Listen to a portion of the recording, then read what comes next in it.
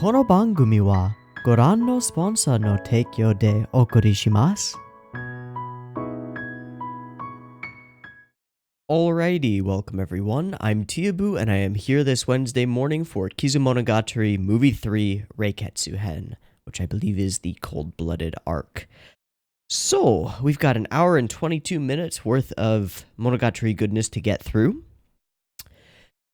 And I think we'll probably start right where we left off in the last film, where Araragi has made a critical decision, has sort of embraced his vampiric powers, and with that, to his mind at least, sacrificed his humanity or given up his humanity, become a monster in order to fight Guillotine Cutter and ensure Hanakawa's safety.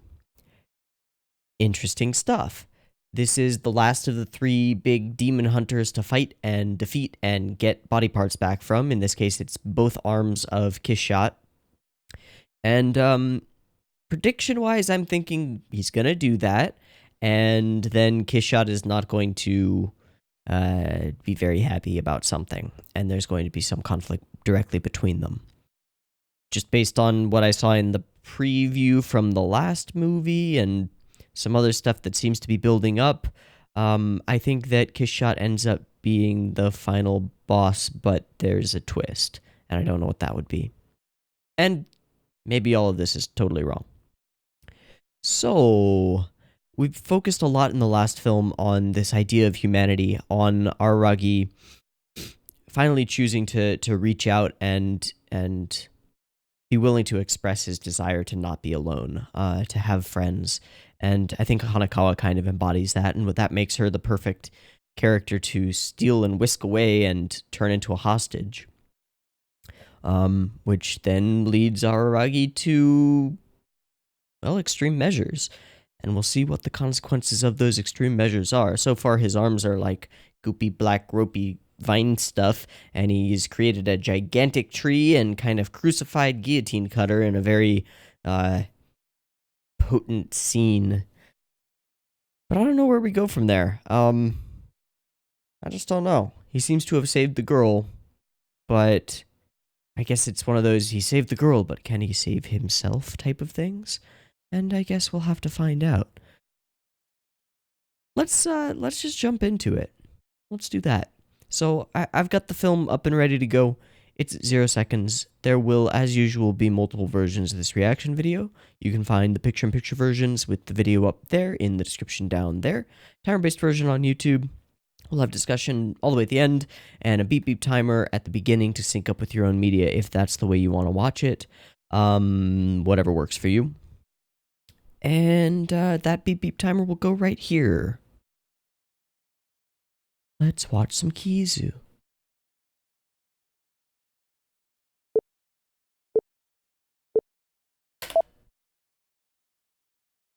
Okay. So here we are at the school. We've got color. Is this before? He seems really smug.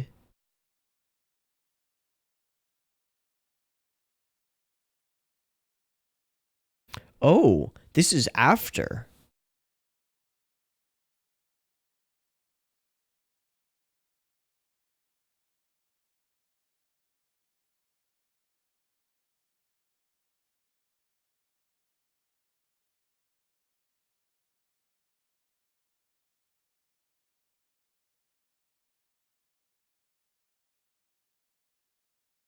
Work, self-interest, faith.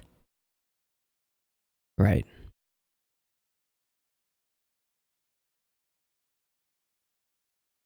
The job is done, but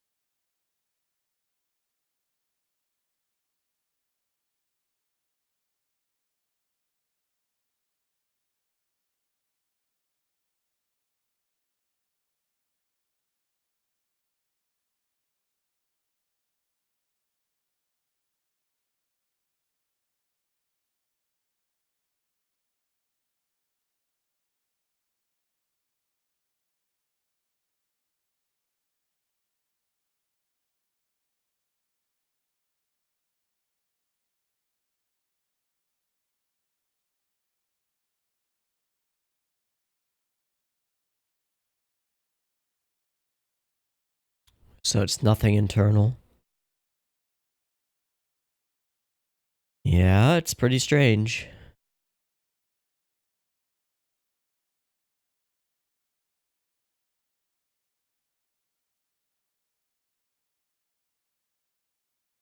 Yeah, where's the lie?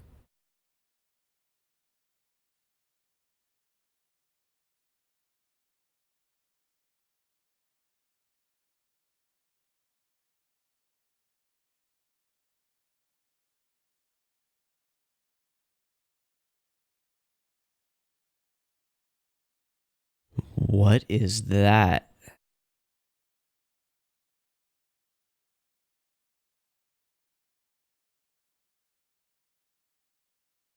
And why do you have it, Oshino? And how long have you had it?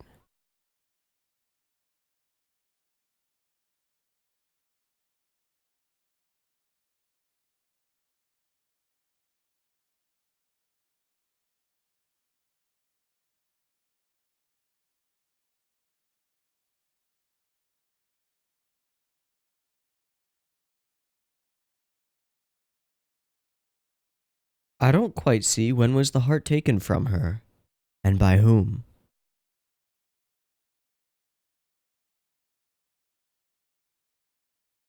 I don't think it was one of the three, yeah.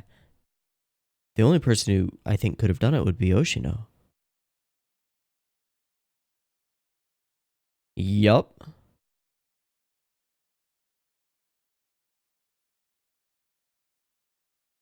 To what end?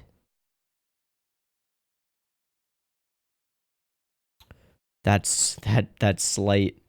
The violin's there. Ooh. Oh, that's neat.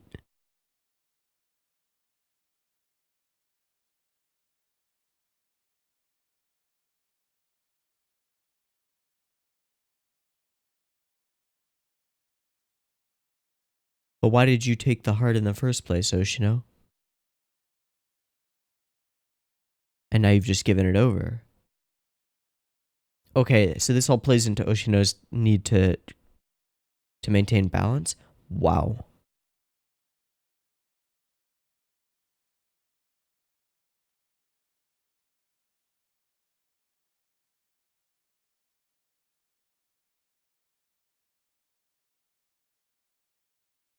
But why?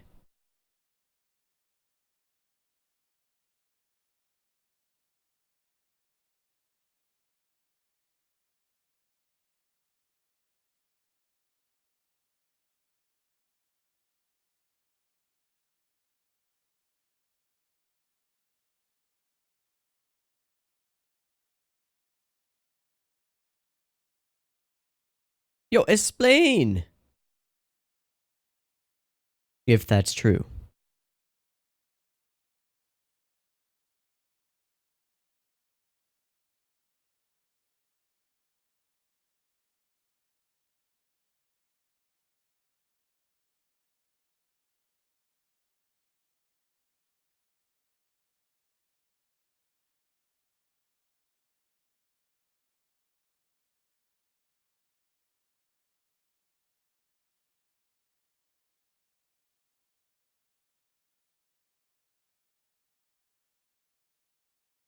Not that kind of hunger.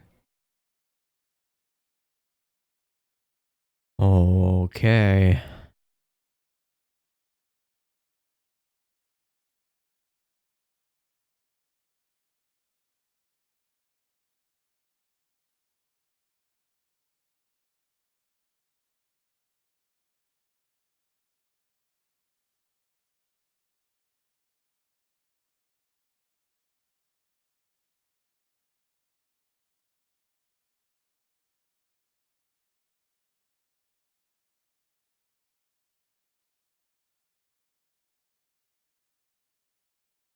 Though it ended in failure? So what was his original goal?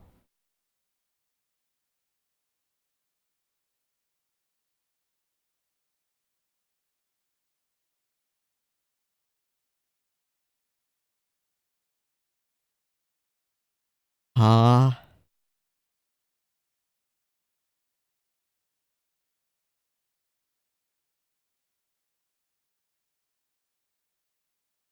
Okay.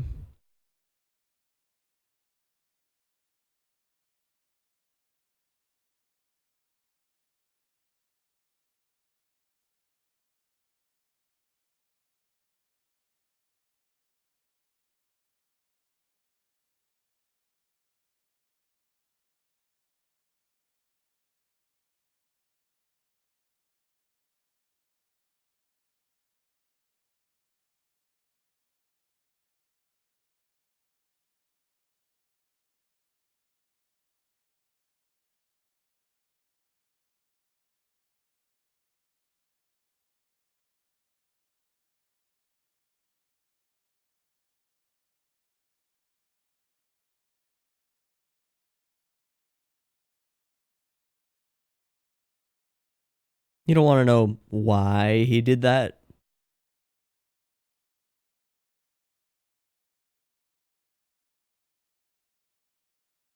Ooh.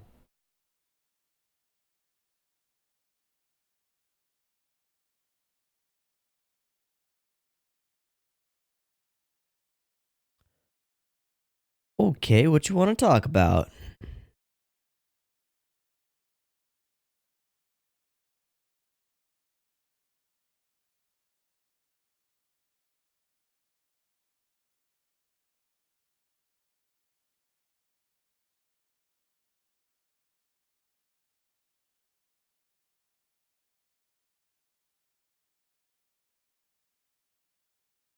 Okay, that was cool.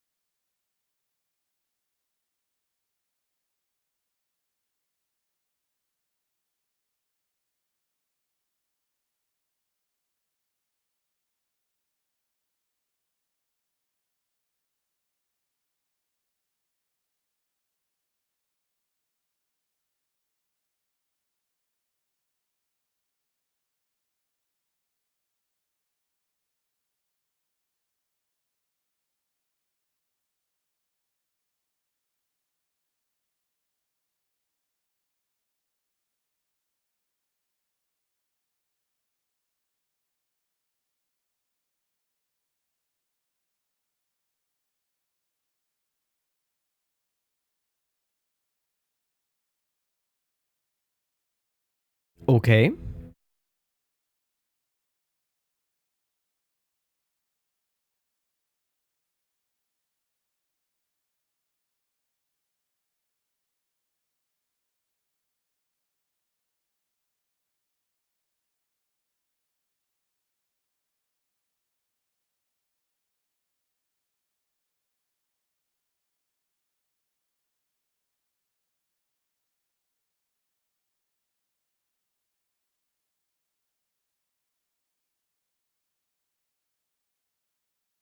An ancient tale.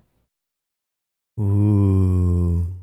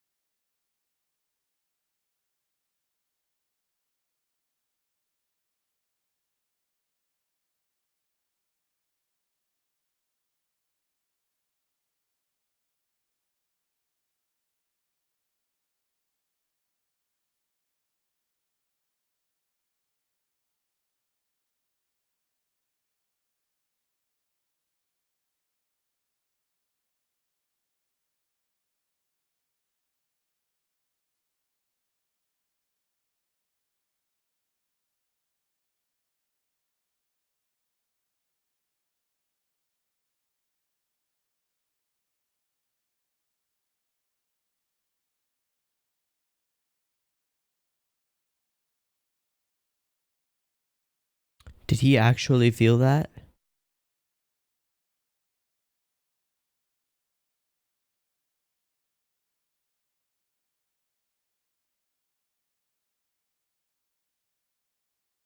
Ha.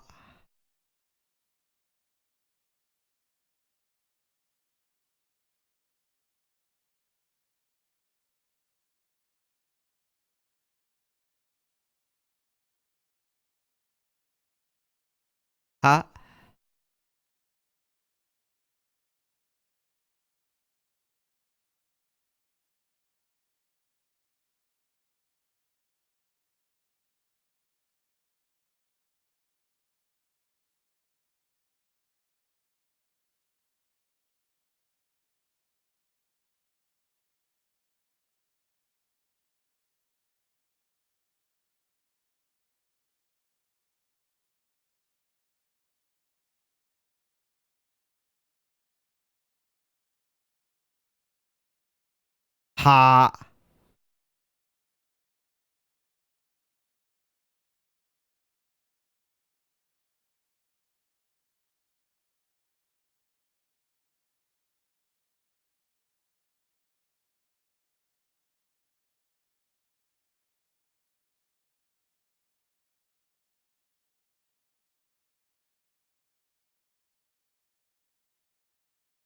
Hmm.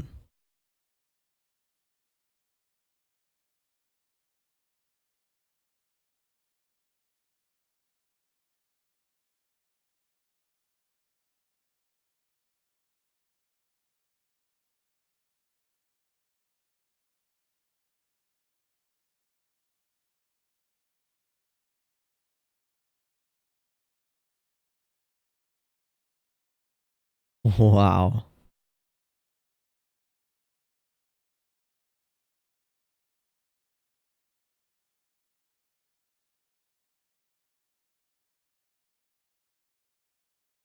And to an extent, that explains her fervor in going out into the sun to pull him back.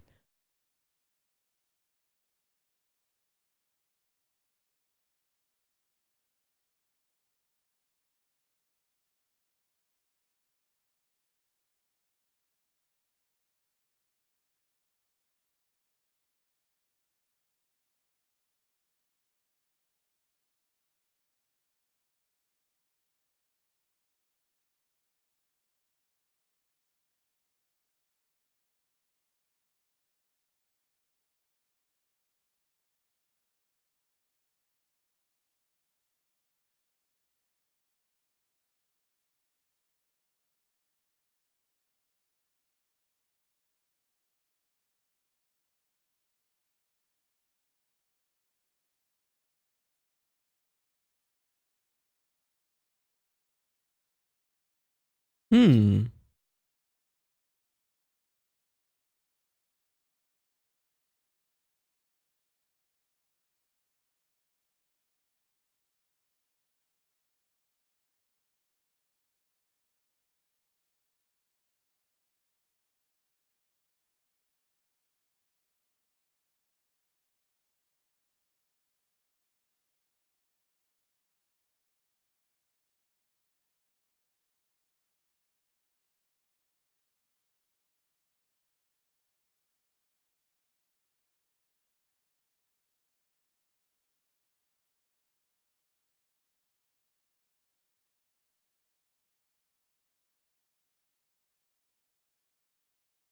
That's not unnerving.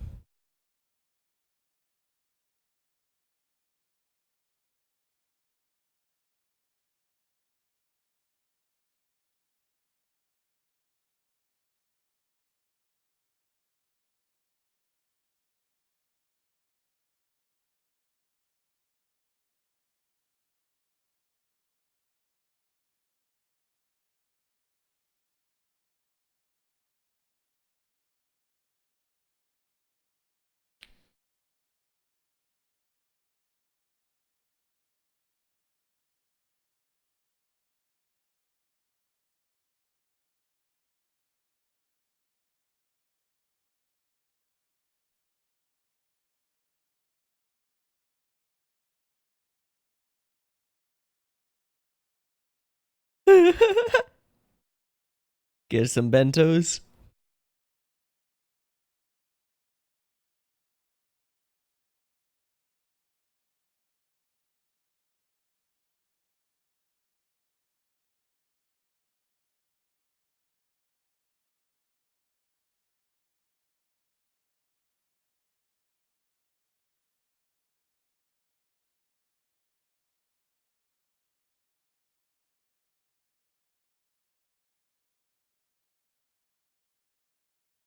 Do not trust.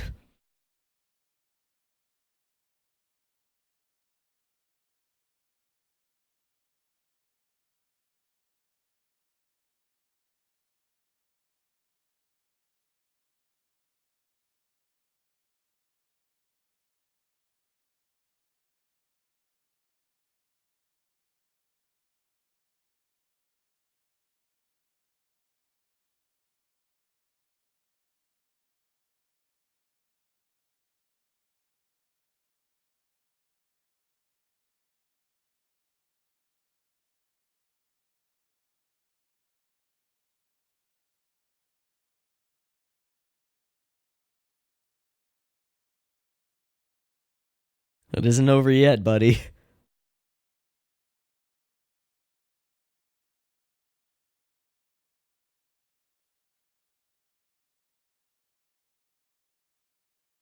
An idealized form. Yeah, all of them.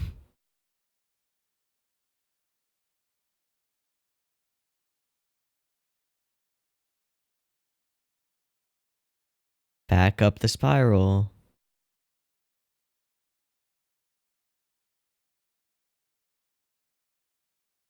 Alright, so what's gonna go terribly wrong?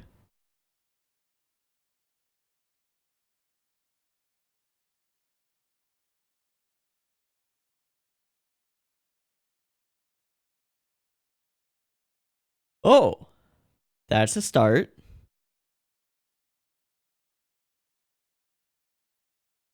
Is this part of preparation? And is that guillotine cutter?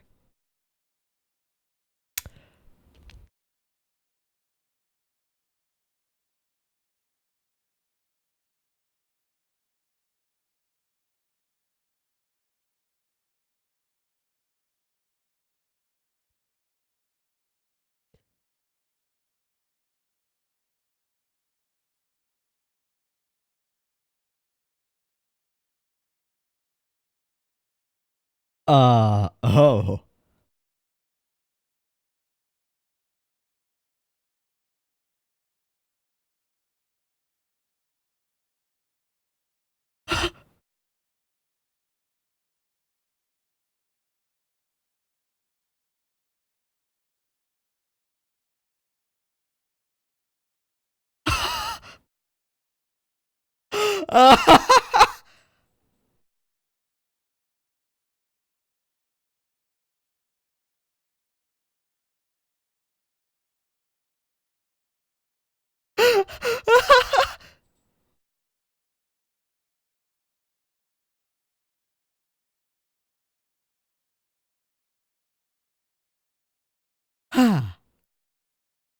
That portable food, eh?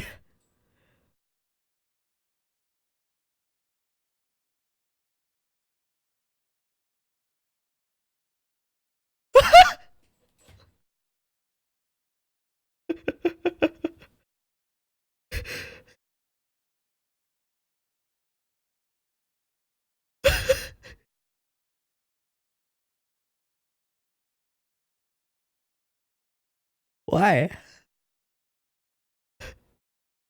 She's hungry.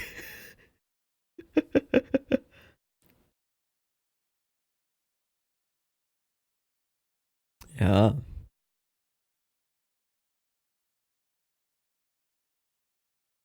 The classic vampire's paradox, okay?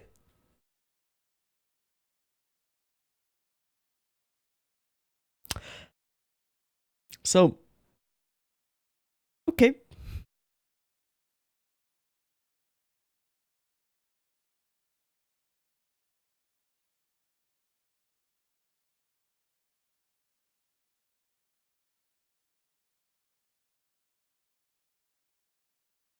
She just didn't let the other one survive.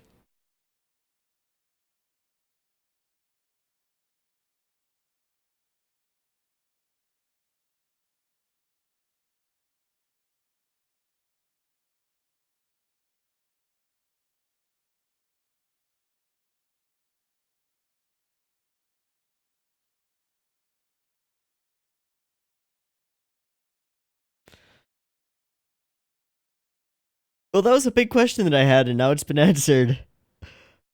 Okay.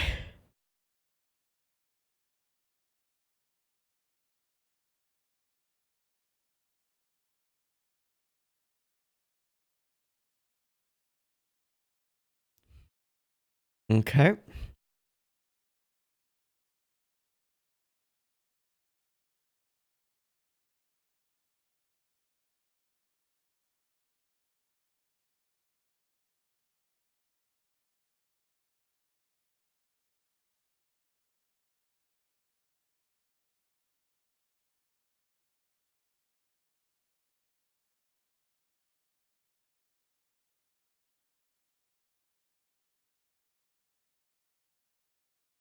The cross of light there. Ooh.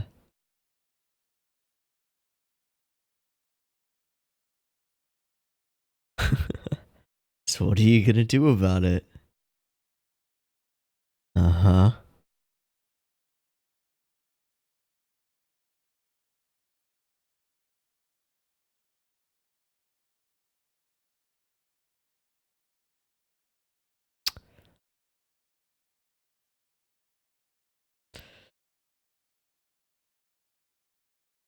Hanakawa sandwich.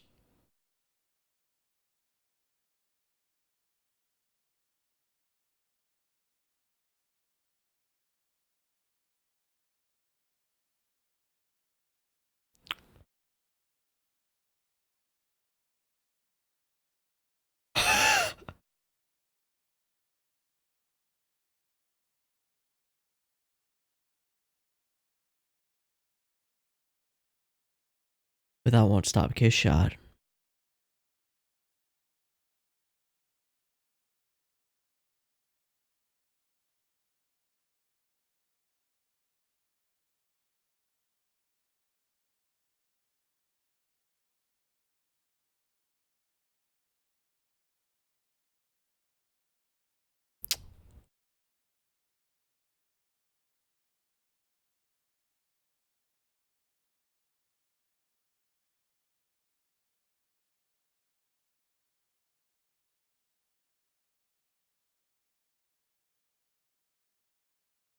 Is it back?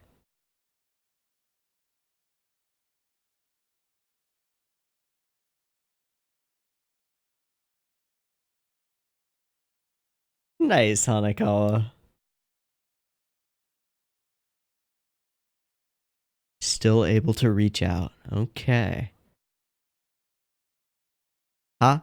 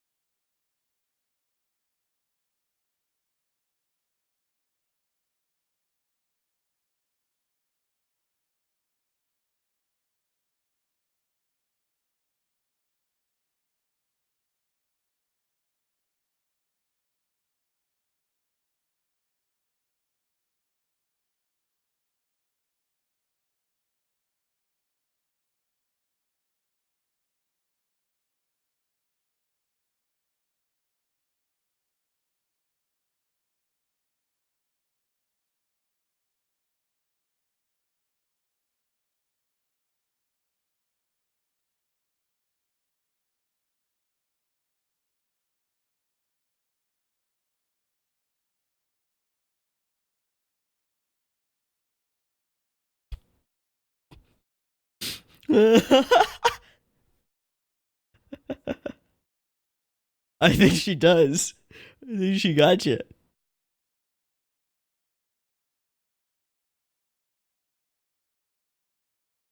Mm-hmm.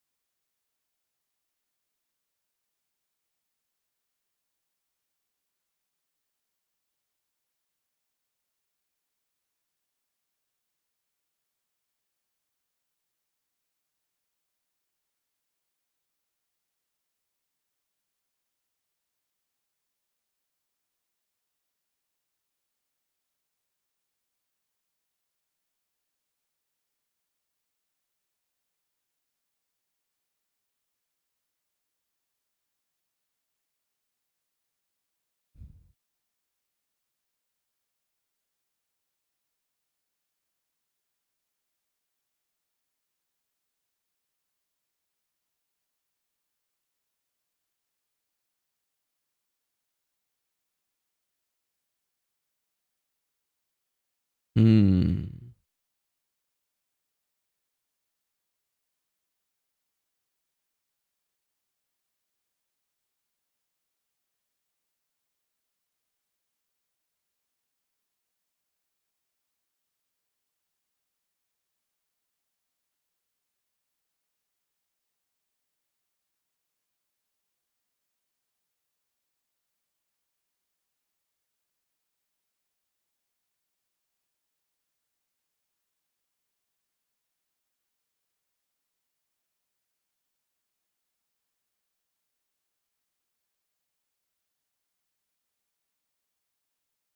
Hmm. Hmm. Hmm.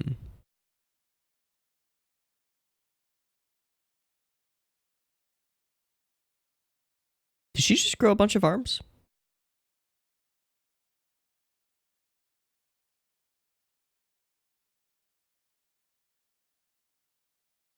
But you won't be fixing them.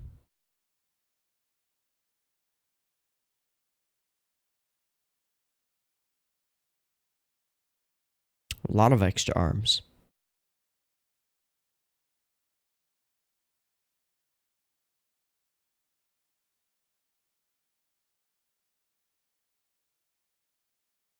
Okay. Full power kiss shot.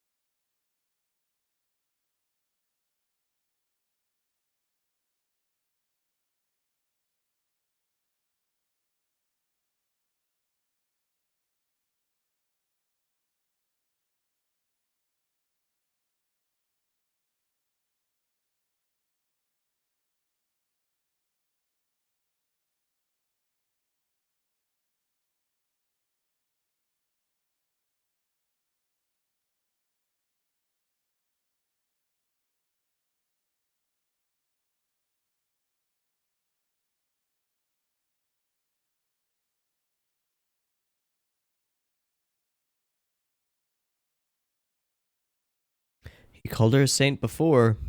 Seems apt.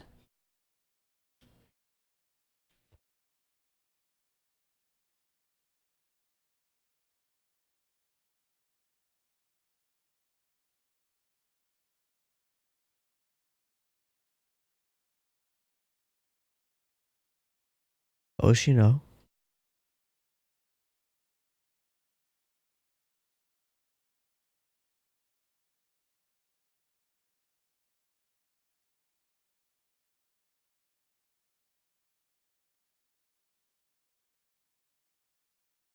But you've beaten all of them.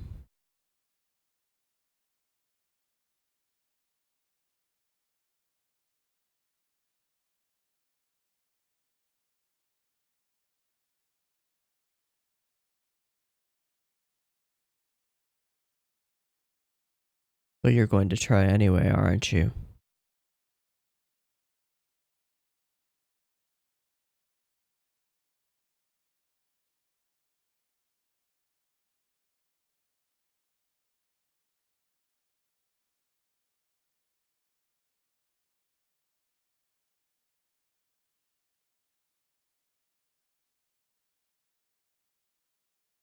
Maybe. I mean, probably.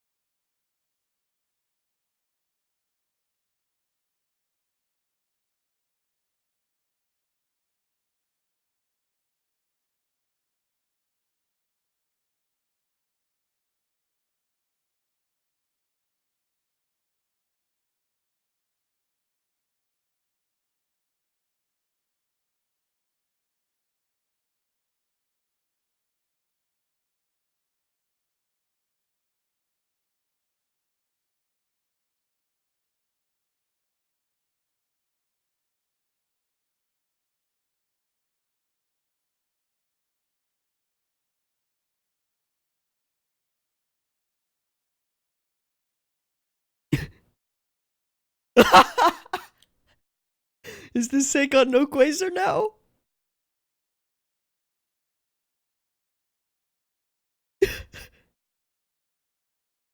Yeah, good question.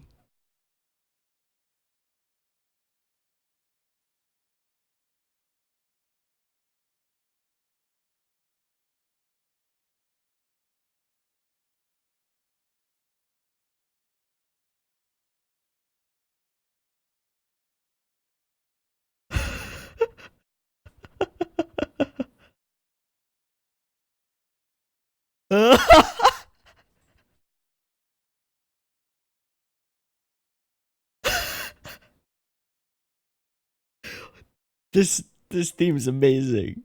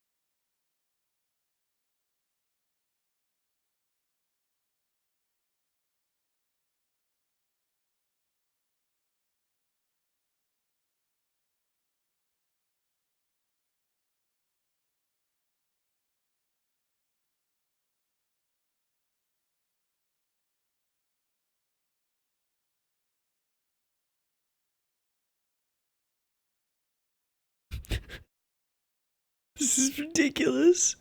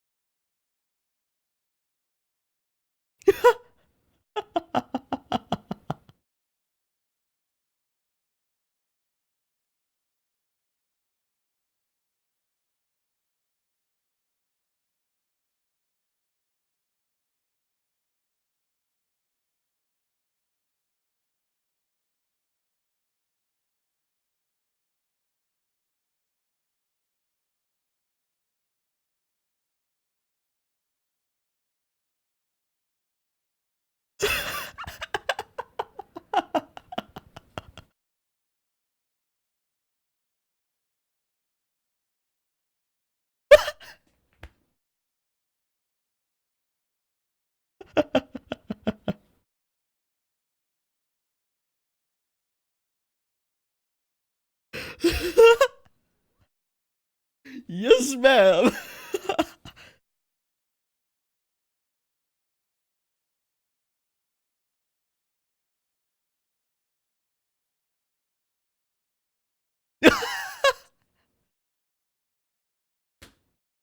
I'm sure it does.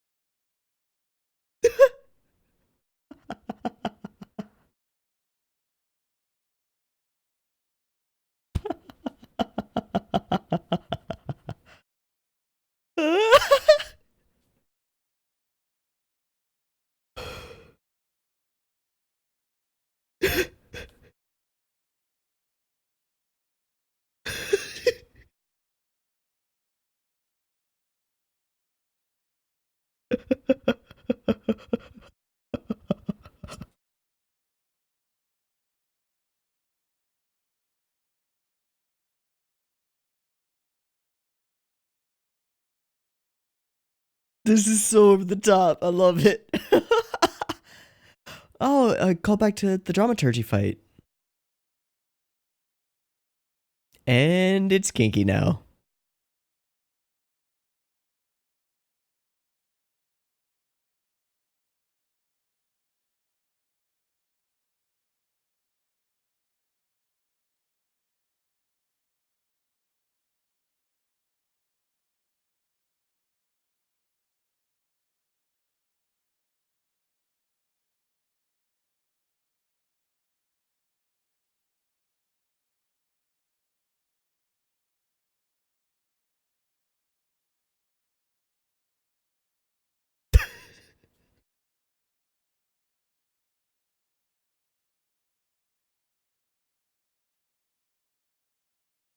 Aw, dude, going too far.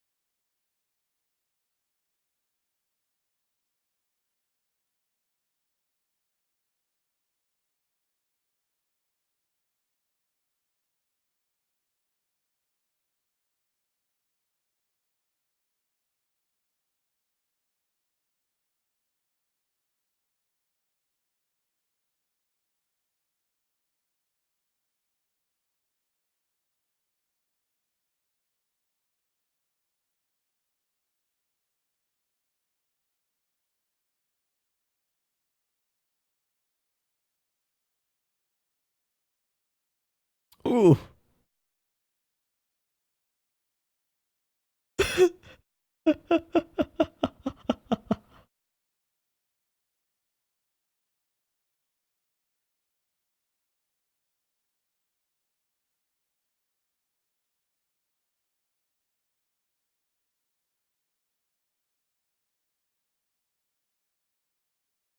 What an insane build up and then subversion. What the hell?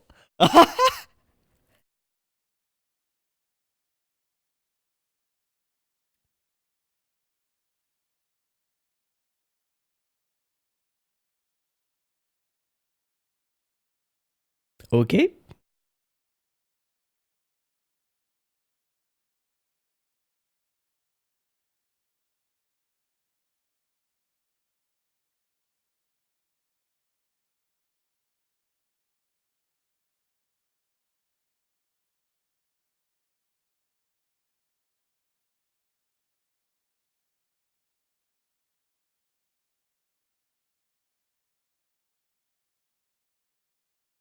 There we go. Okay. How far in are we? 45 minutes, 36 left. Okay, this seems like the right time.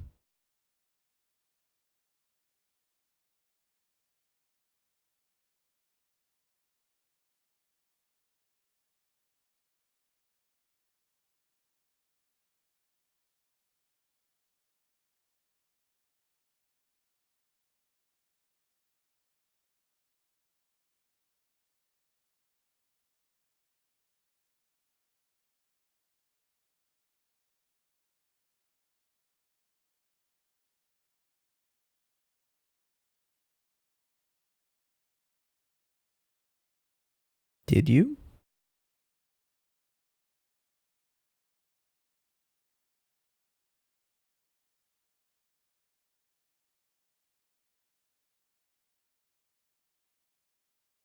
Too late, the line's already been crossed.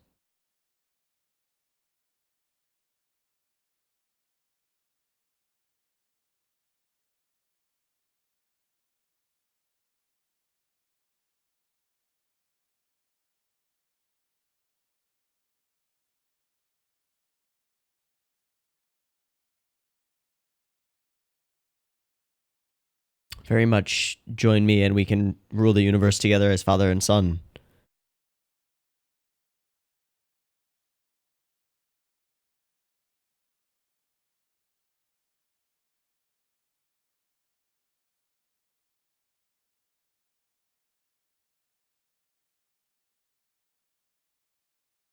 Hmm. Hmm.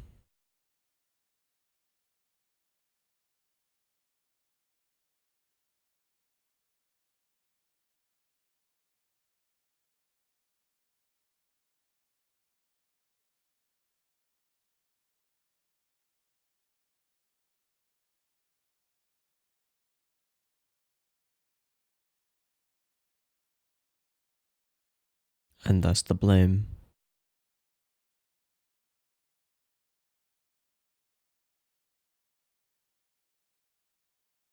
Ooh.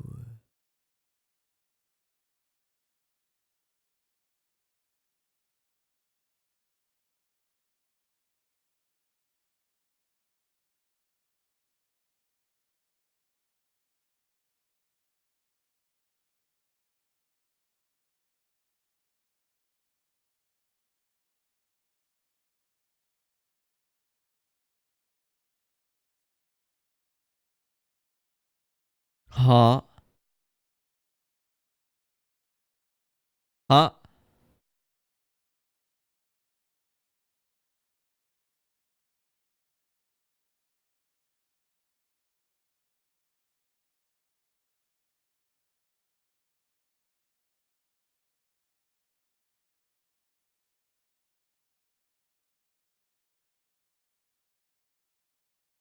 Ah.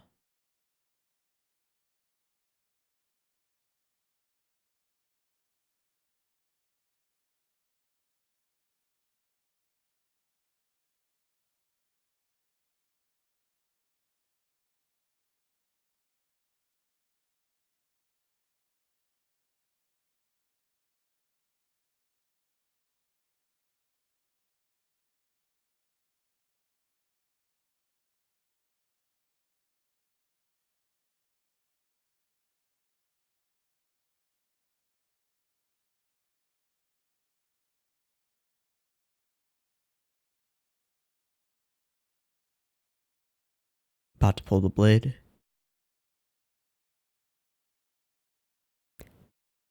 Portable food.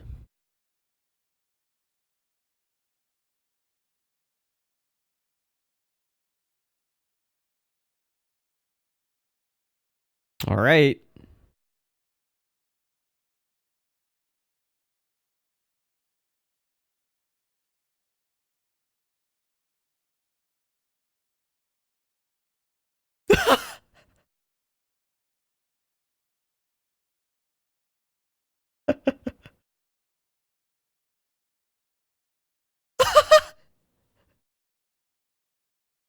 Oh man.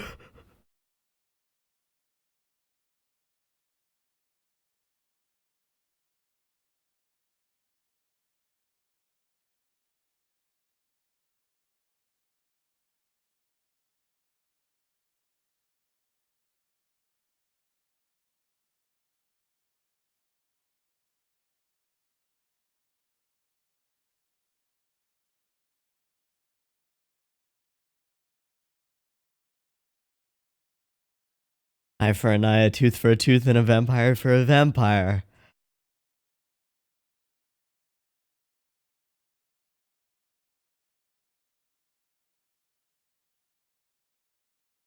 Infinite fun.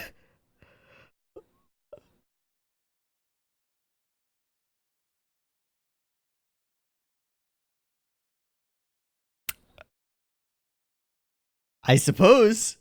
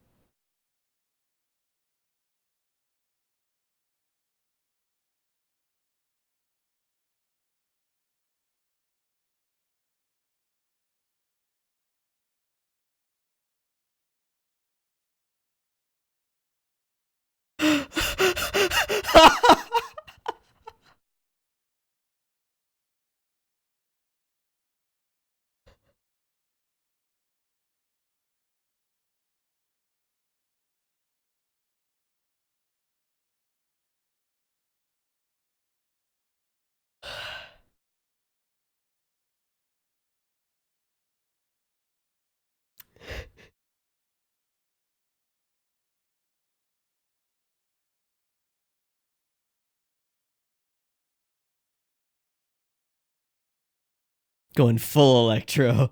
Okay.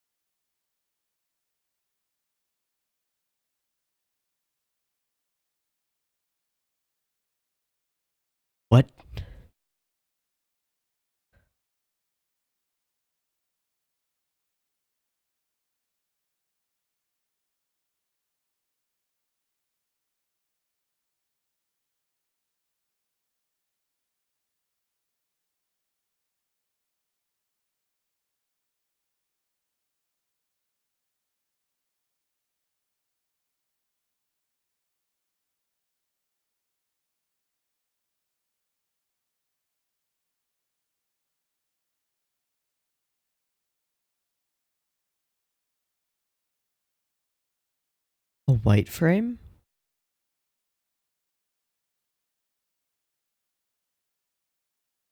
She hasn't pulled the sword yet.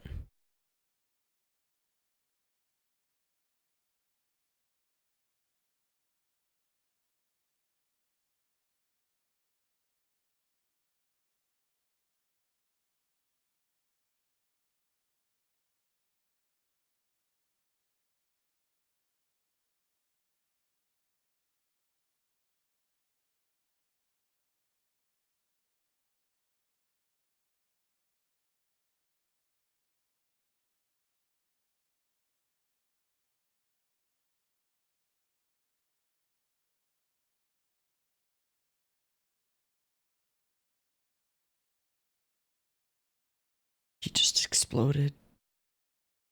Just completely exploded. Ah.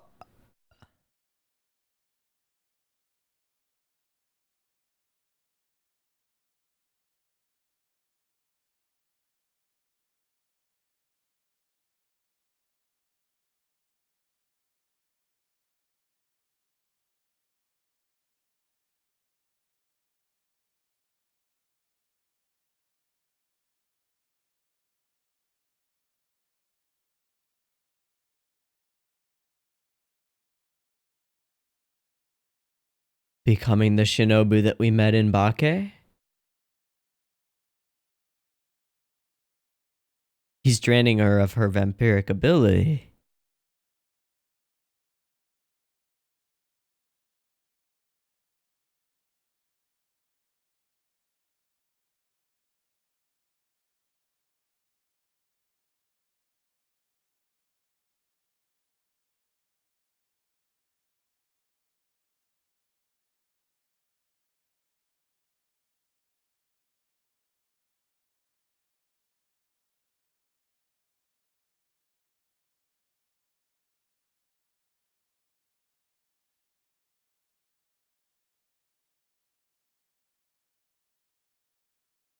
Kinda.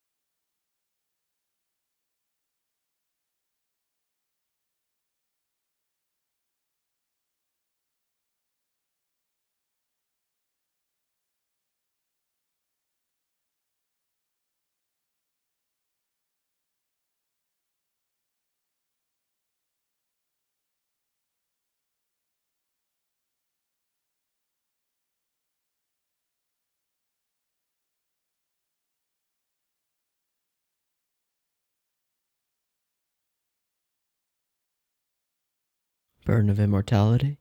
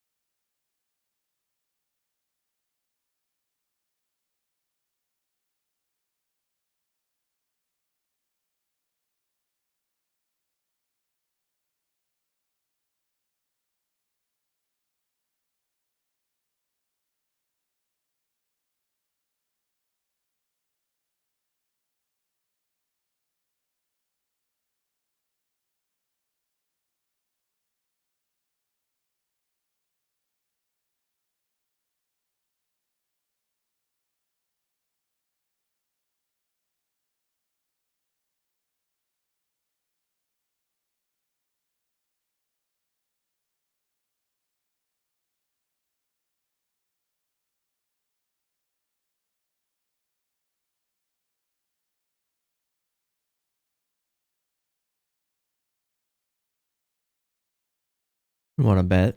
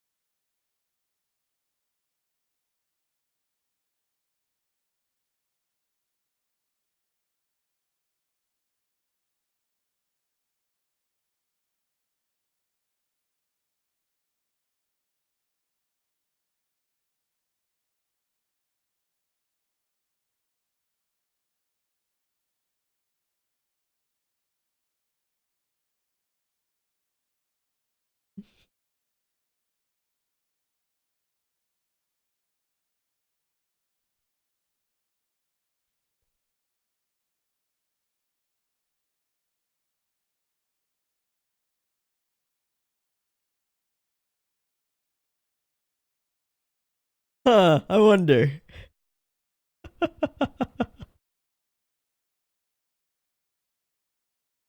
Something good happen? Yeah.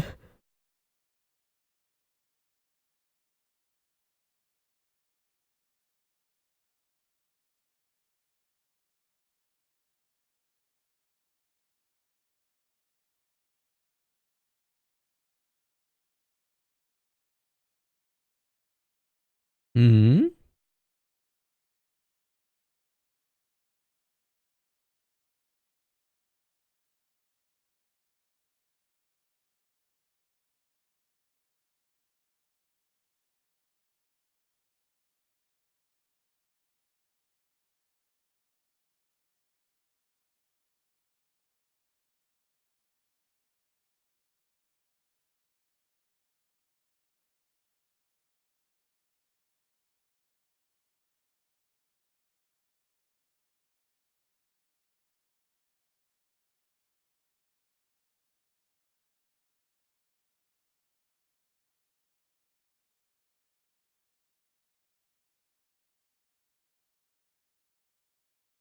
You tell me, man.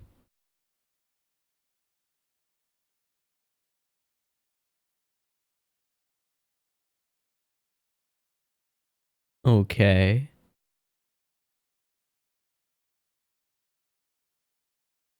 Remove her ability to be a vampire. Okay.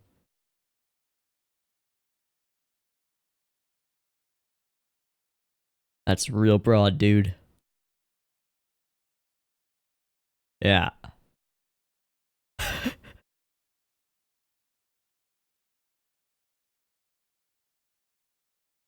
No such thing as a pure happy ending.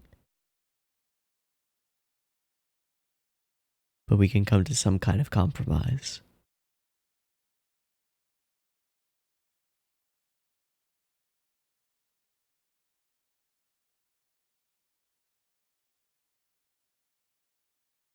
This story will end when everyone is miserable.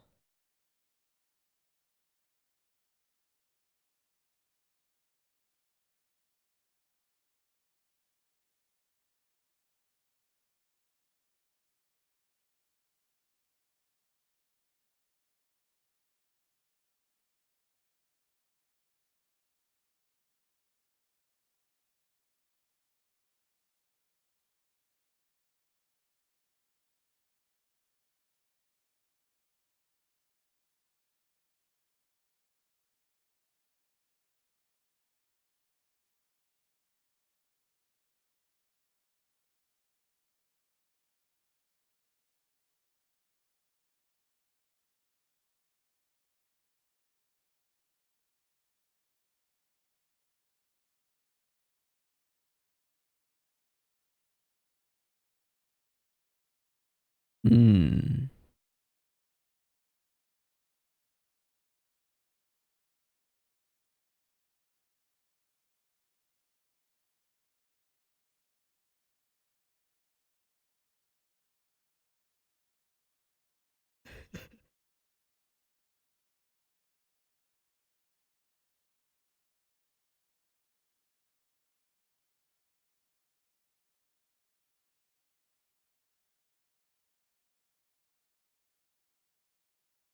Okay.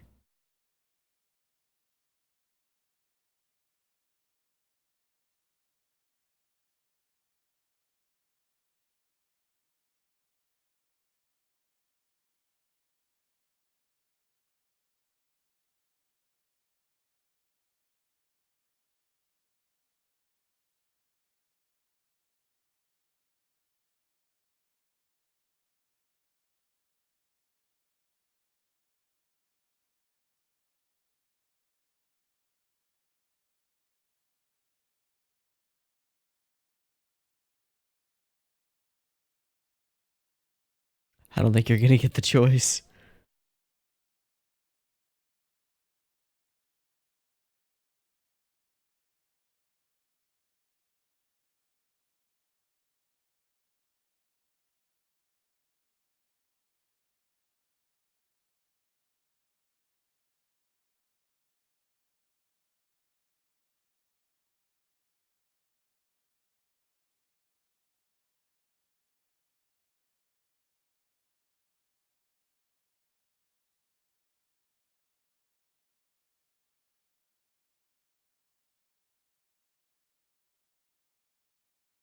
How cruel.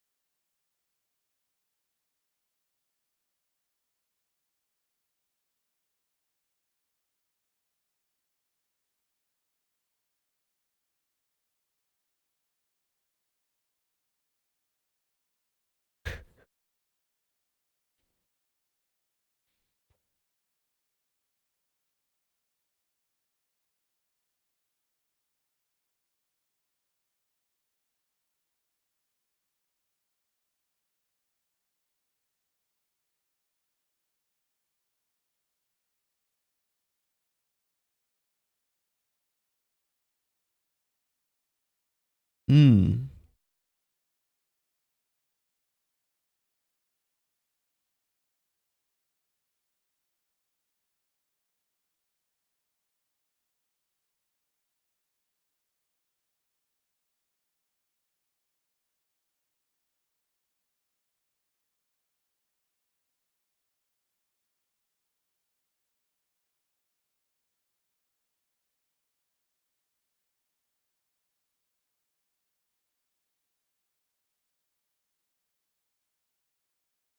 And there's the shinobu that we know, and he has to feed her.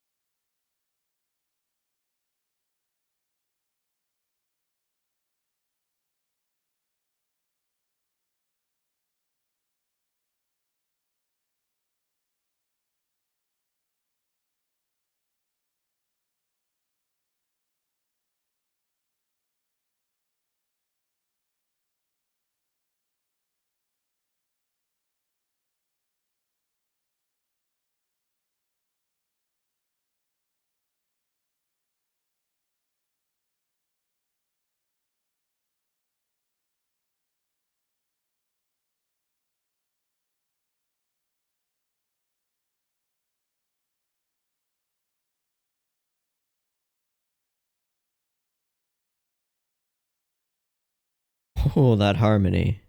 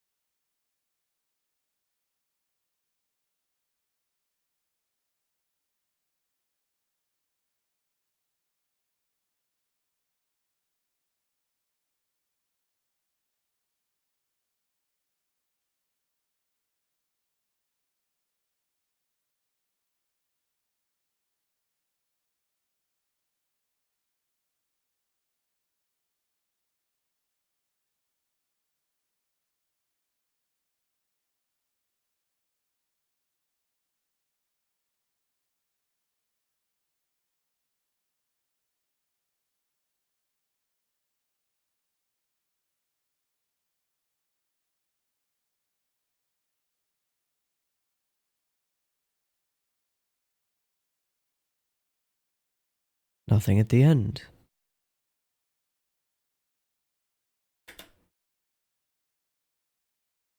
Okay. Well, that was interesting. Some really striking scenes here. Scenes and sequences. As I have in the last couple of movies, I'm going to take a break and let this simmer and go through it, compile my thoughts, and try to hit you with a concise discussion. So I'll cut here and I'll see you in a bit. All right, let's talk about this movie. So in the about hour that I just took to write some stuff out, I got an email from YouTube. It's only 2 months late, but my channel's back. Which means this video can go up on the main channel, and I'll start putting stuff up there. Oh, that's so great. In any case, that's kind of a distraction. So a whole bunch of stuff happens in this film. I talked at length in the last movie about how it functions almost entirely as a self-contained second act without any of the exposition that makes up the first act or the climactic resolution that makes up the third act. And this film, as the third in the series, really does serve as the third act as a whole, with the twist in the third act, the everything. And I think it functions really well as a nice resolution to the story. It's also stylistically really kind of fun. There's this incredible goofiness to the fights that manages to sort of hold the line between serious, crazy, superpowered fighting and the crazy side of that, which is that it's ridiculous and silly and goofy. And this film somehow manages to go all in on the insanity while still allowing the fight scene to feel like tense and like there are stakes here.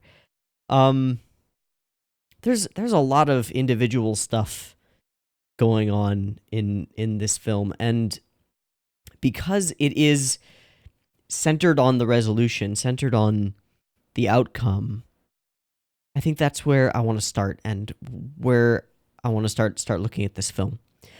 Because up until this movie, with the exception of a couple of little conversations between Araragi and Oshino, the goal was pretty clear. Get Kishot all her stuff back, and then Araragi can become a human. But there are wrinkles to that, and those, to me, serve as the twist in the act. The thing which turns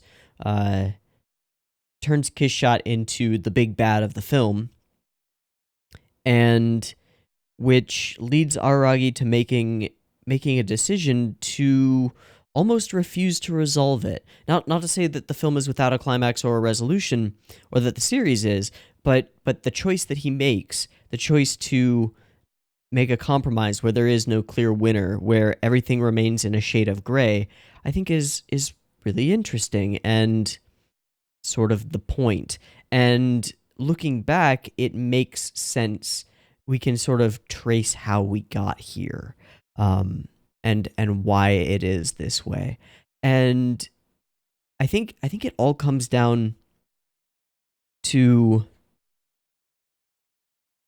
this idea of kindness only for the weak. And I feel like I've seen this played out as a story thread before in film or other media. But this example it's really cool, and really interesting. We've spent a lot of time establishing that Aragi is almost compelled to help people who he sees as weaker than him or who he sees as in need. And that's precisely the character trait that leads this story, that leads to this story's occurrence.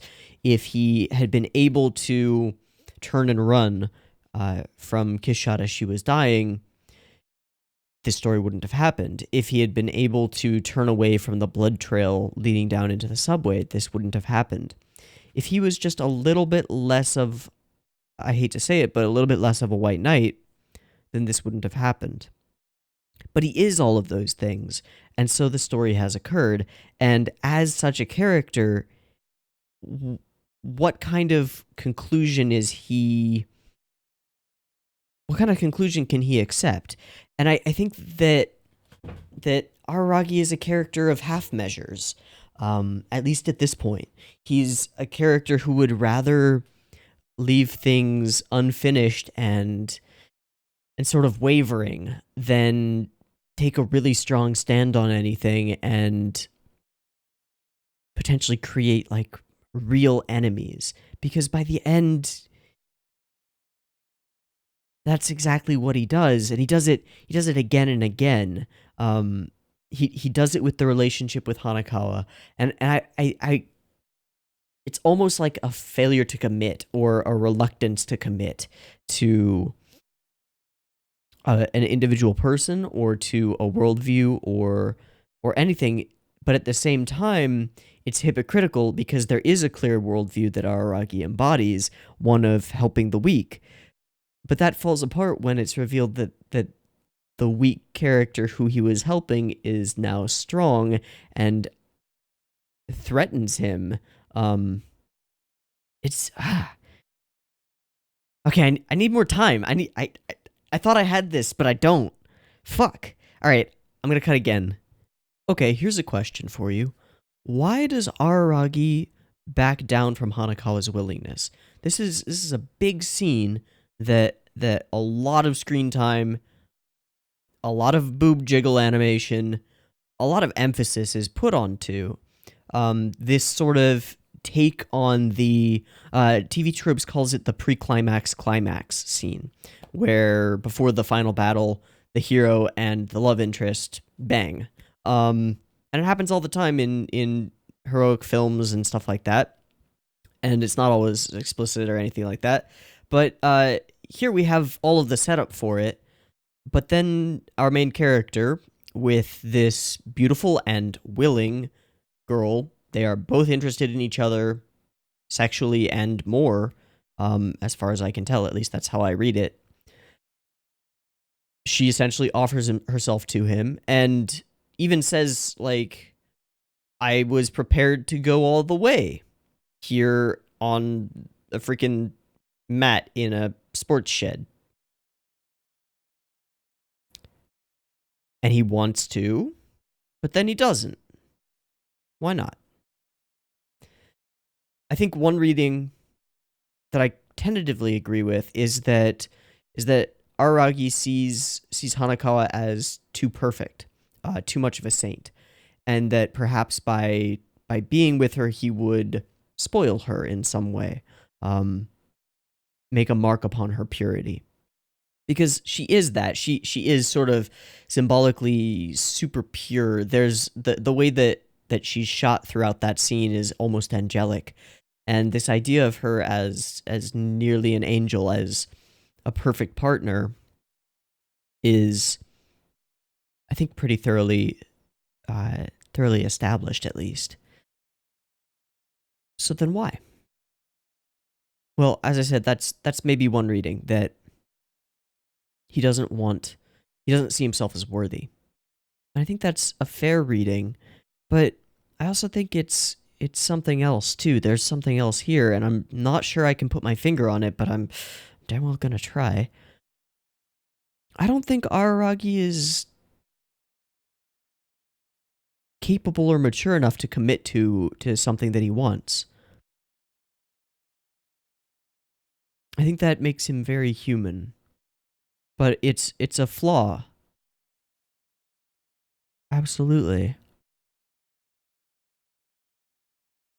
Where was I going with this?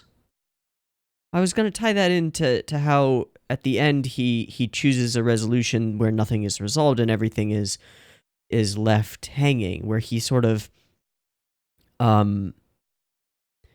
descends into the subway, finds this sort of damsel in distress, this vampire on the edge of her existence, offers himself willing to die to her.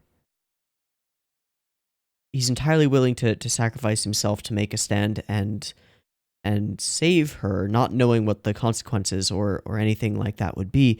And that makes me think of almost a sort of a Pandora's box type of situation where he opens this and releases this vampire into the world and then continues to act in order to make her whole once more.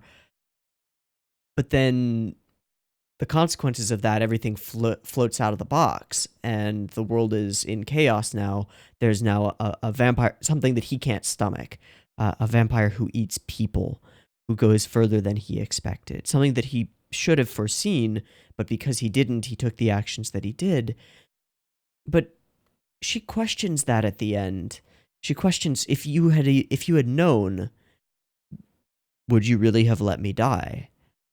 And I can't say one way or the other about Araragi, but I get the feeling that he wouldn't have been able to help himself regardless. That he really did know, and as he said, he just wanted to avert his gaze, and he wanted to do the right thing without really considering what that would be. The line, and I think it's one of the best lines in the film, and I don't know what to make of it. It's just sunk in and it's interesting, and it's going to be rolling around in my skull for a little while. The actions that I took were beautiful, but they weren't right.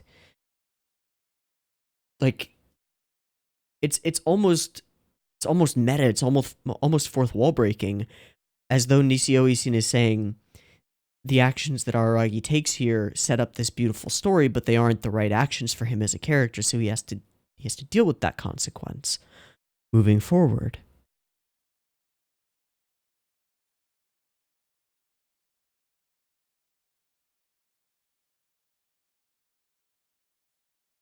Okay, I'm gonna cut again. Okay, here's a thought. The entire film feels split, divided, hypocritical, even. And I feel like it's deeply intentional. The way that the final fight scene is shot, the way that the animation functions is ridiculous. But it manages to straddle the boundary between absolute parody and still being a serious conflict with serious stakes. How does it do that? And why? I don't actually have an answer. I just wanted to pose the question. Okay, I'm going to go back to looking through the movie and coming up with more stupid thoughts. Here's a thought. Even if we consider Kishot the big bad or the final antagonist of the film, she isn't really evil in any way. These things aren't so clear cut. It's very much like the oddities as discussed in Bakemonogatari. They just act as they act. They are what they are. They're animals, essentially, and so are people. They don't necessarily have grand evil schemes or anything like that. Kishot's need to feed, her need to eat, is just a bodily function, the same way that human hunger is. Or desire for sexual encounters. And I think that that's a pretty clear thematic tie. The hunger and it is frequently not juxtaposed, but paired with or put in parallel with Aragi's sexual desires toward Hanakawa. So it's just that Araragi can't stomach the results of these actions, the deaths of people. But there's a sadness to the way that Kishot goes about doing this, as though her consumption of the flesh afterward isn't necessary for her feeding. It's that she after losing her first minion, she deeply desires to not go through that again. It seems to be implied that what the vampire actually needs for nutrition is just to suck the blood. But if you leave a corpse after that, then they will become a vampire and lead to, well, a new relationship for the sire vampire, one that could cause that vampire pain. And so she seems to choose the pain of devouring and destroying what remains. I don't know where that's going.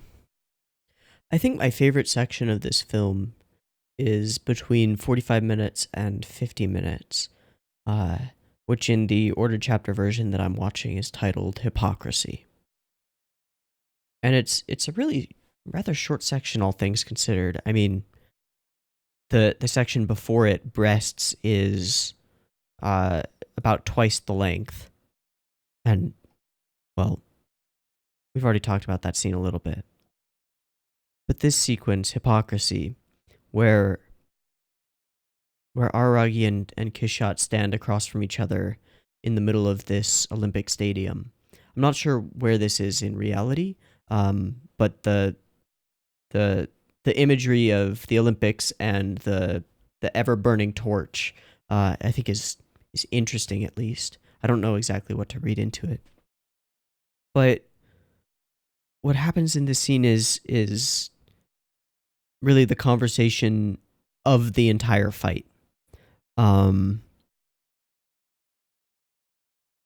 If fight scenes are all about a conversation with fists, this is the straight text conversation that is going to be the thing that the characters are fighting over. And it begins with Kishot making an offer. And it reminds me more than anything of Darth Vader. Once his face is revealed, reaching out and being like, join me on the dark side, we will rule the universe together. That's what it initially reminded me of, but it's a bit different than that. It's and a bit similar in a certain way too. There's this bond, this connection between the two of them, and it's as though Kishot is desperately lonely, and like Hanakawa just minutes before, wants to be with Araragi, wants him, not as a servant, but as a partner. And his refusal to do that is part of what leads her to calling him a hypocrite. Gosh. Interesting. Here's a jumping off point. This conversation about kindness only lasting while I was weak. That once I became whole,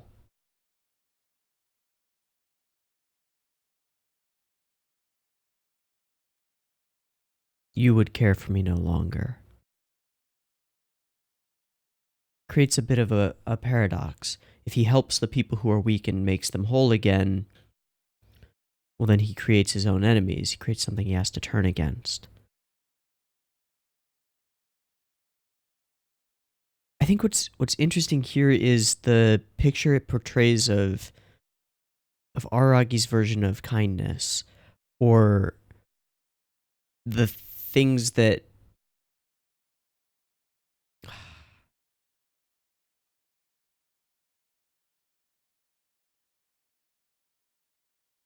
how do I put this?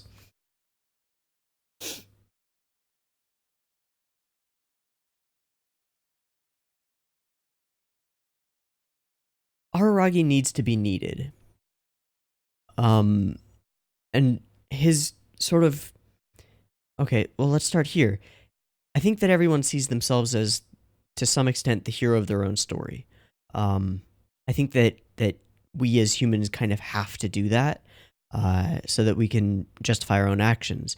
And when this is done from a villain's perspective, it makes a really interesting villain. A villain who thinks he's the hero, or thinks they're the hero, is always really intriguing. Because we see ourselves in that. We see our own ability and willingness to justify our previous actions.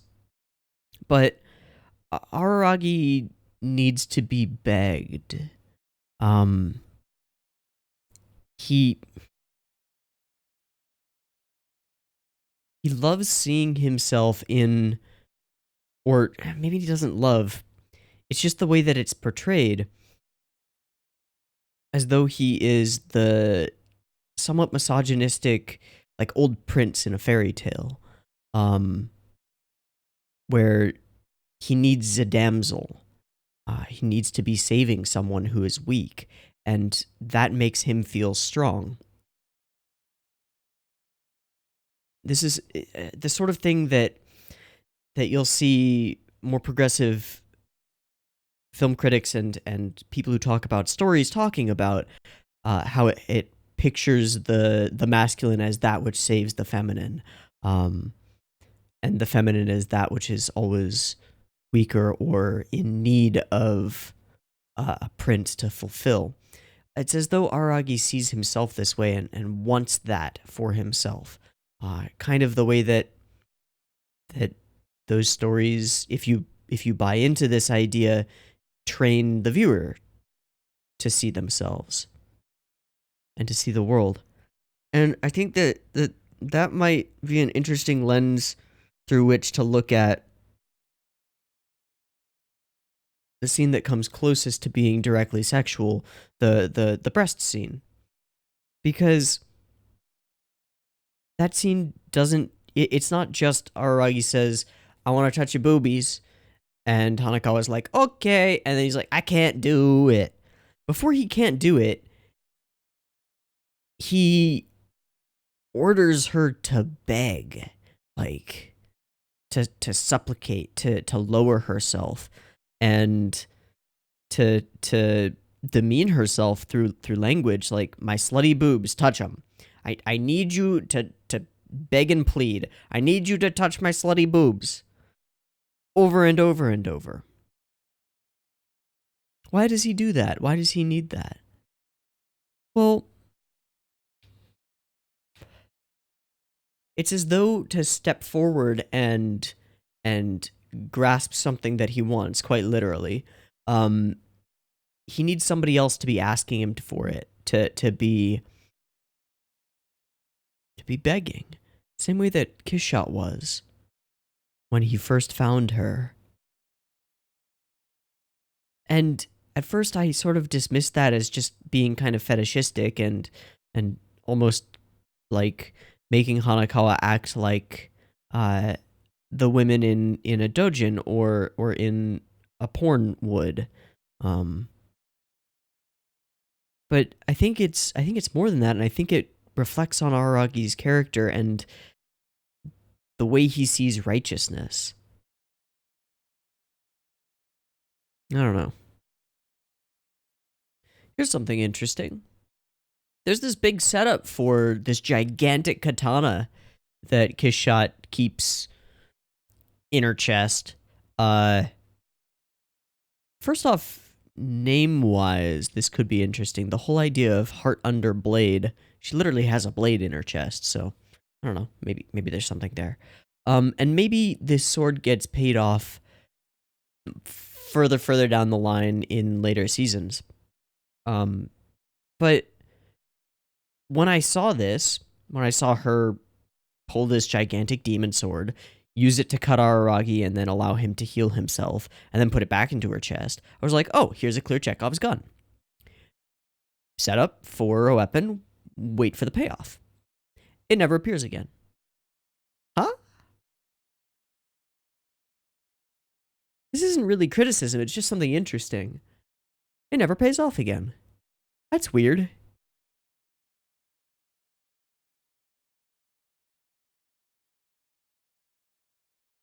There's also something visceral and painful about the way the sword kind of figures into the story of the sword's origin and the story of Kishot's first and previous minion. His death, his choice to leave, his choice to die instead of remaining a vampire or being with her, is extremely painful to her. And I think a core part of her motivation. And there's a brutality when she puts the sword back in.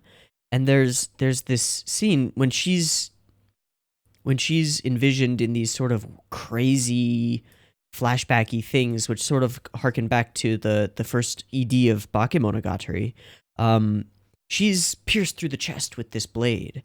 It's not as though it just absorbs within her. It's a constant thing that's cutting into her and bloody and looks rather painful. But the expression on her character's face is almost wistful and is kind of nostalgic. It's as though this pain is something that she carries with her and almost treasures. That's interesting.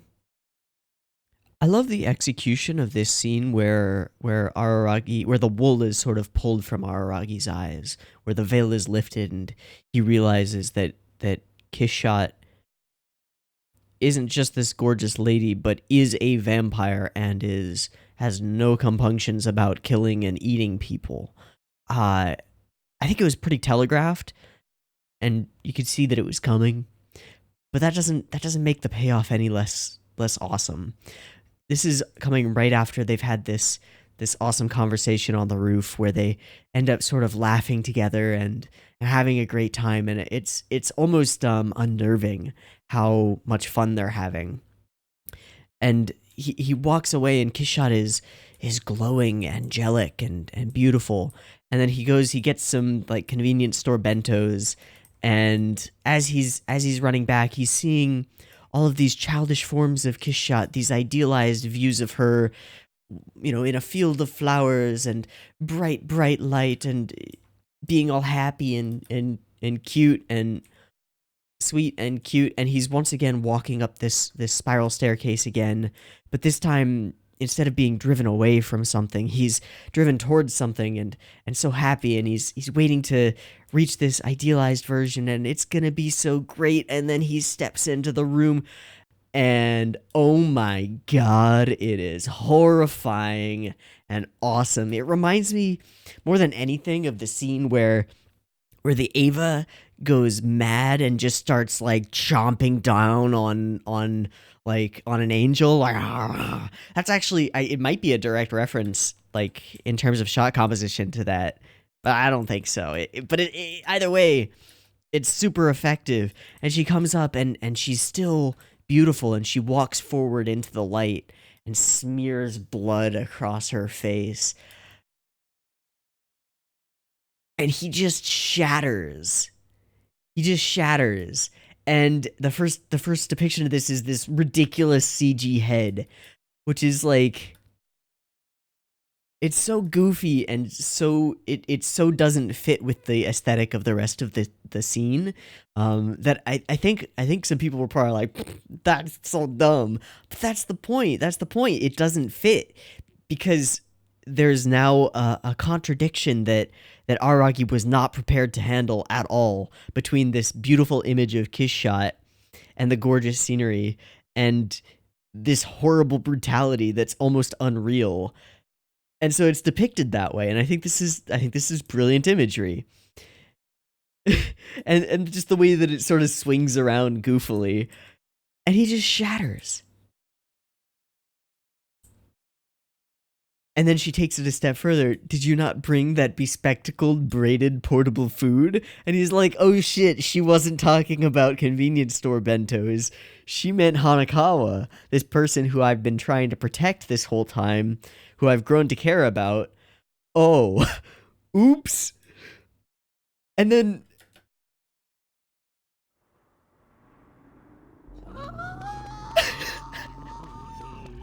he can't even handle it. Everything goes psychedelic wonky world, and it's amazing.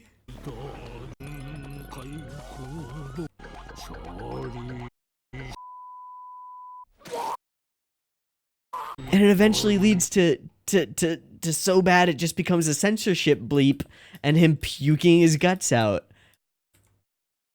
Freaking amazing. And then we come from that, and with his scream still in the background, she makes the most amazing, like, one-line joke. I'd heard that priests taste unholy, but this is divine.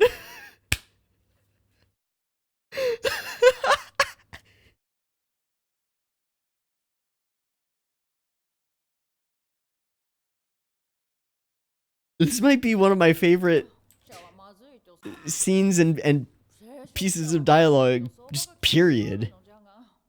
Not just in this film, but period.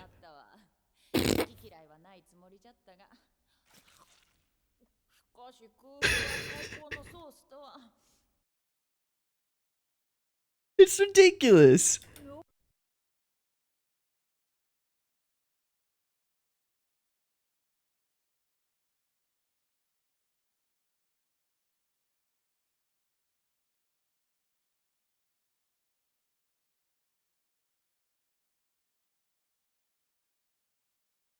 There's a selfishness in the way that Araragi sees responsibility. As though he sort of idolizes those characters who take all of the sins of the world upon themselves and shoulder that burden. But it's as though the film wants to say that that's kind of naive, and almost to poke fun at that ideal. Because it is a naive kind of idealism. No one, and it's a Christ narrative, but no one person can take on the sins of the world and have a meaningful outcome. It doesn't work that way. That's a fantasy. That's the kind of thing that happens in stories that have a clear-cut good guy kills bad guy and the world is saved ending.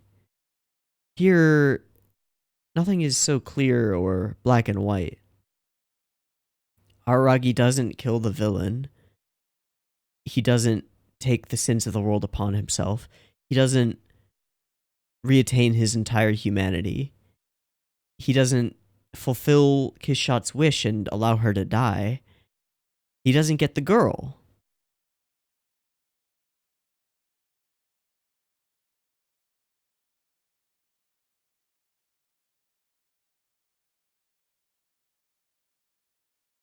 There's no clear victory. And indeed, the story ends when everyone is miserable and he chooses that outcome.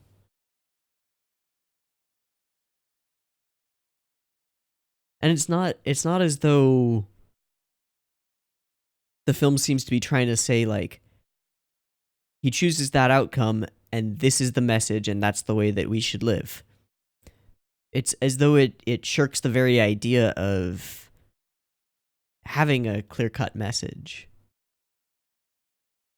or a specific takeaway. That's kind of awesome.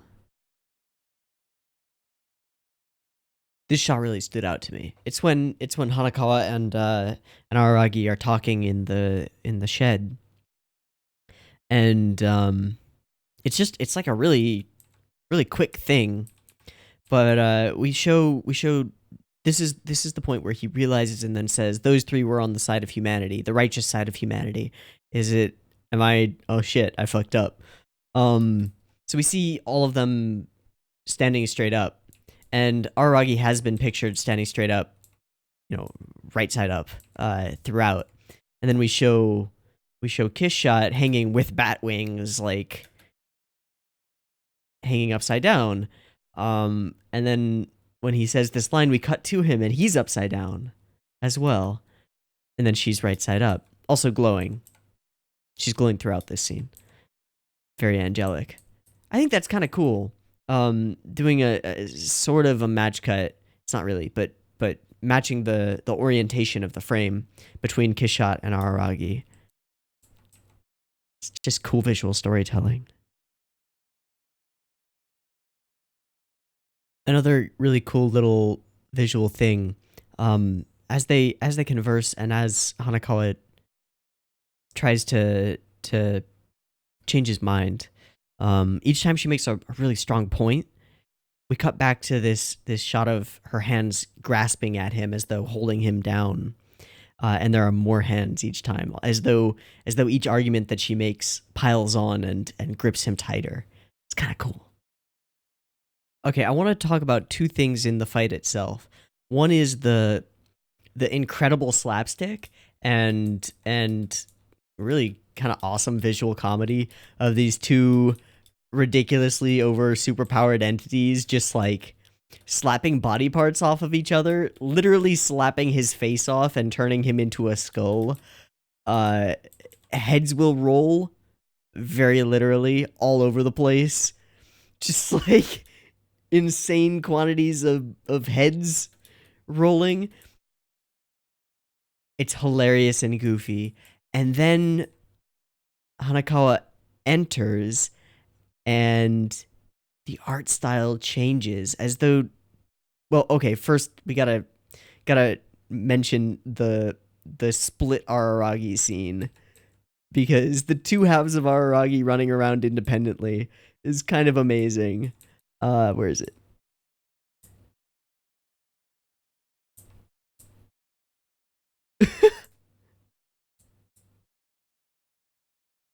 Oh, this sound effect, the like power tool.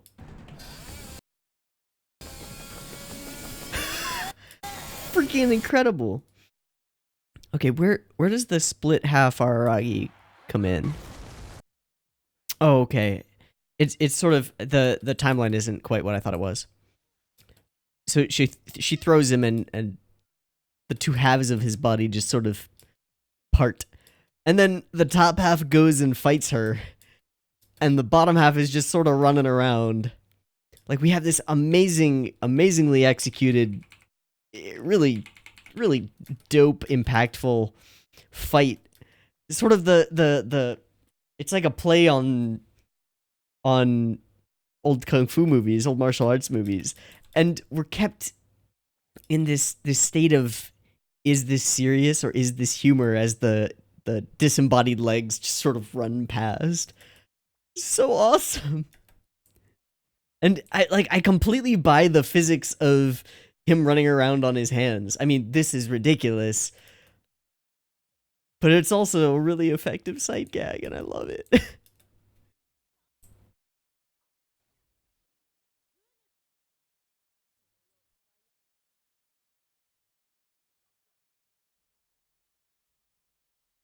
And then we have this really distinct style change where all of the line work stops being quite so crisp and it becomes a little bit fuzzily as things get kind of serious. Hand as a grappling hook, and then this gets so stylized.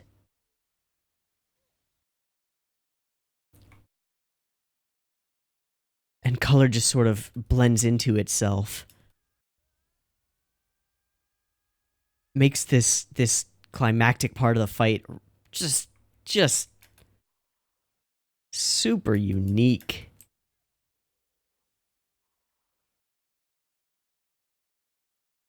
I love the way we zoom into her face and her eye. Like at full speed, it's you hardly register it, but your brain does. There's some work in this sequence that I think is CG compositing, but I don't know. And with this style that we've got here,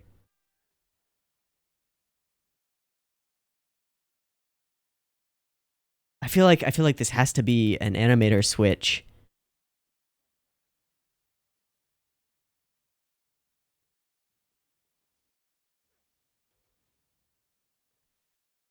Oh, I love the way this railing dents as he runs past it.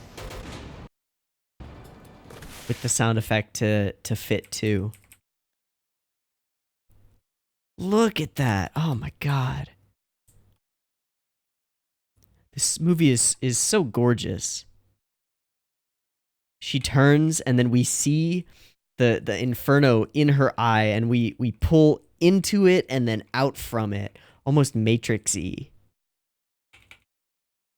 And he's this spinning mess in front of a fireball and ends up burying his head between her tits, which is how he wins.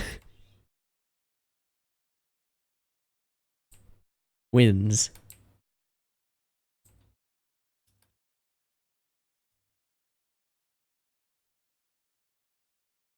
I think it would be really easy to have portrayed Araragi's decision at the end of this as one that was compassionate or one that we as an audience could really get behind, but that's not the point. It's a selfish decision so that he doesn't have to create a loser. And as Oshino says, it really does lead to everyone being miserable. It's kind of a really shitty thing to do, to deny this eternal vampire who just wants to die, to deny her that in favor of, what does he say? Crushing her throat, neutering her.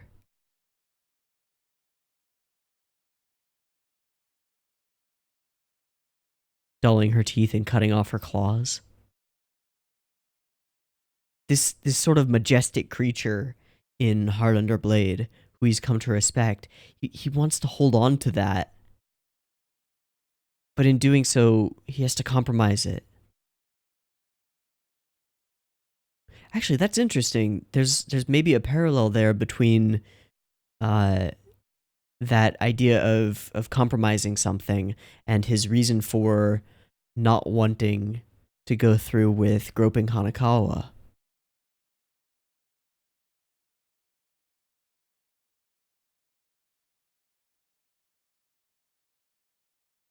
So then why hypocrisy?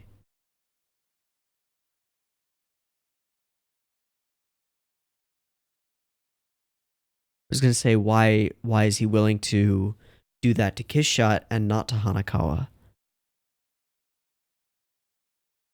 I think the justification that he would give would be that, well, she eats people. Because that seems to be his one strong moral stance.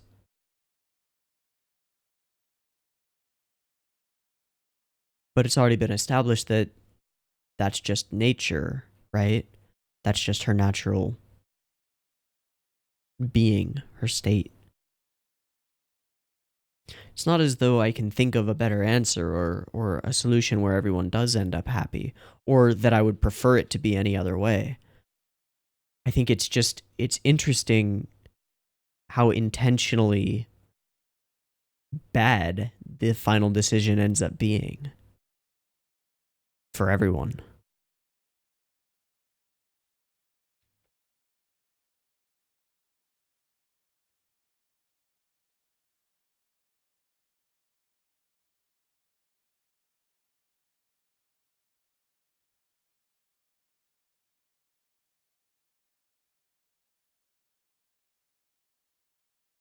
Araragi loses any major vampiric powers that he had, robs Kishot of her own and of any chance of actually dying or being satisfied, and binds them together in misery.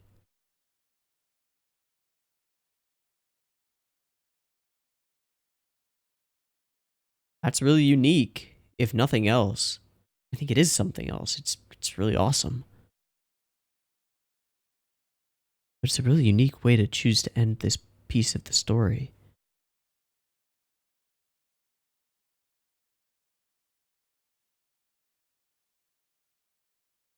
I hope I've inferred from some things that people have said just in trying to convince me to watch the to watch this in one order or another, that there are a lot of elements later, I don't know in which season or whatever, where Shinobu and Araragi interact, and those things are explained by the conclusion of these films.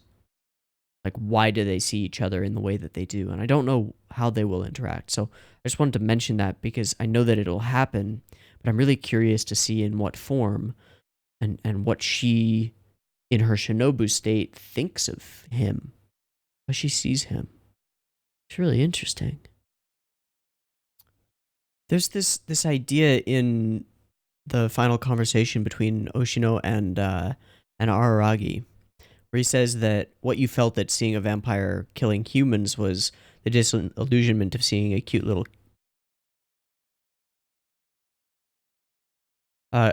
cat eat a mouse. Is this idea of imparted morality, or like taking your own worldview and forcing everything else to fit into it. And it seems to me that Oshino is almost admonishing Araragi for this. And I think that maybe this is a little bit fourth wall breaking, saying that perhaps to take our human morality and try to fit the characters in this movie or in this show into specific boxes that we can sort of check off. This is the hero, this is the villain, they act like this because of what they are, is naive or selfish or the easy way. That's an interesting thread. This is an interesting film and an interesting conclusion to the trilogy.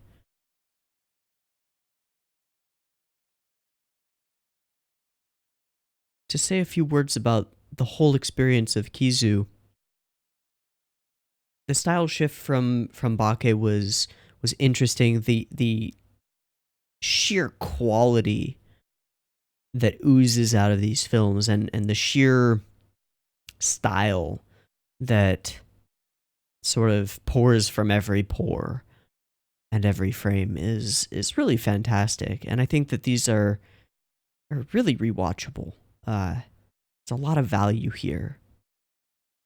The story itself is interesting. It has to bow to the overall story of the Monogatari series, and gains some things from that and loses some things from that. I think that's just the nature of prequels.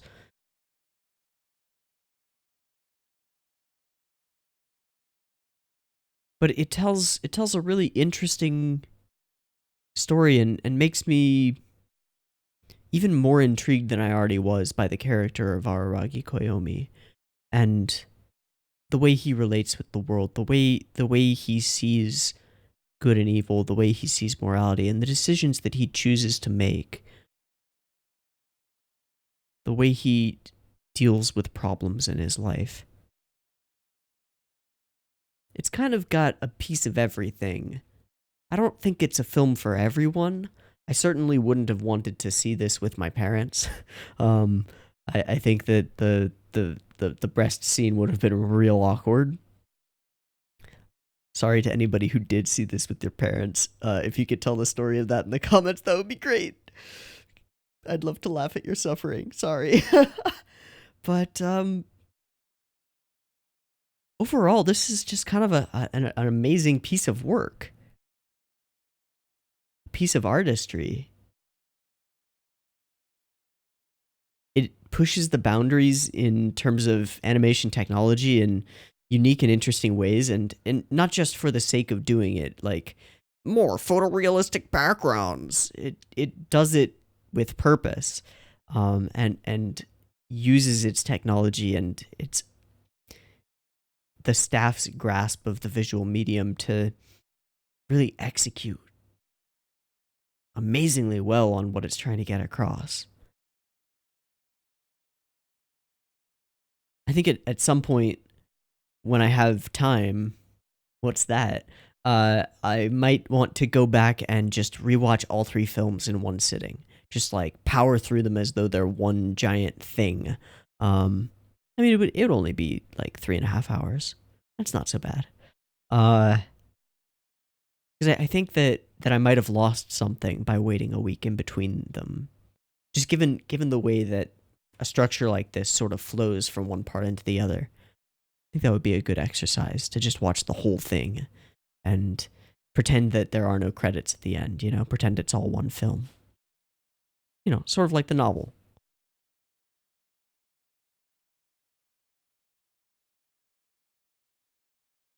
Hanakawa as a character has really, really shot up in the rankings for me. She's kind of amazing. And it's really hard not to fall in love with Kishad. She's so beautiful in all of her forms that there's this inhuman grace that she carries, and it comes across in her design and her animation. It's just kind of amazing. Araragi is simultaneously relatable and not the kind of person that you want to relate with. Weird.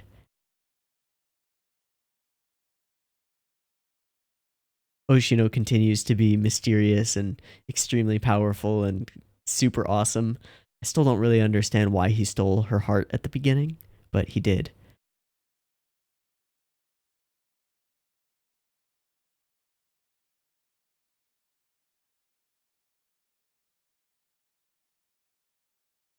This whole story of wounded people, as is said in the ending narration, it's a cool one, and I like it.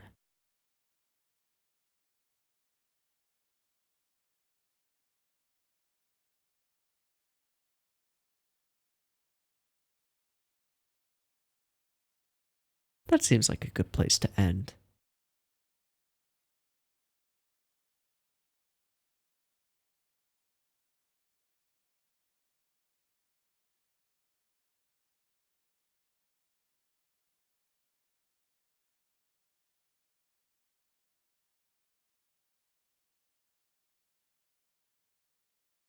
Peace.